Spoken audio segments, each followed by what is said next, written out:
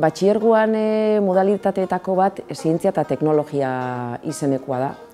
Eta modalitate horretan, itendan asignaturen aukeraketak markatzen dau lerrokatzezaren teknologia aldera edo zientzia aldera.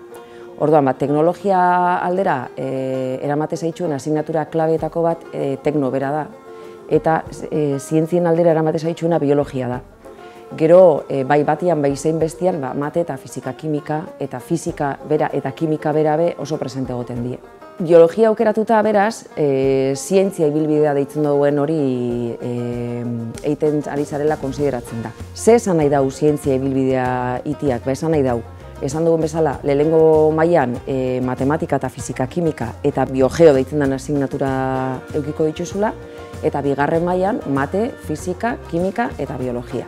Urrengo ikasketei begira ze esan nahi dago horrek, eukiko dozula bidiak zabalik, alde batetik oinarrizko zientziak hartzen dituzten ikasketetara, hau da, betidanik ezagutu ditugun matematika, fizika, kimika, biologia eta geologia.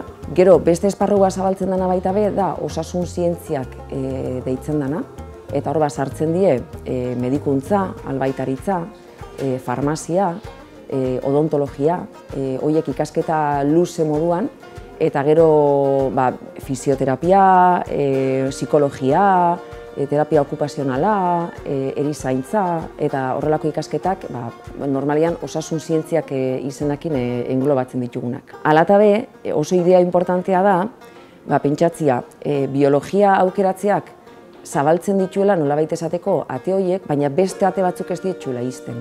Hau da, zientziako ibilbidea iten dauen ikasle batek gero, momentu baten pentsa duleike, ekonomiakin eta administrazioarekin zerikusi daukan ikasketak itia, edo baita be ikasketa teknikoak itia, ingenieritza eta arkitekturakin zerikusi daukienak, edo inkluso ikusi izan ditugu ikasleak zientzia ibilbidea indauenak, gero erabikitzen dauenak gizarte eta giza zientzien mundura pasatzea.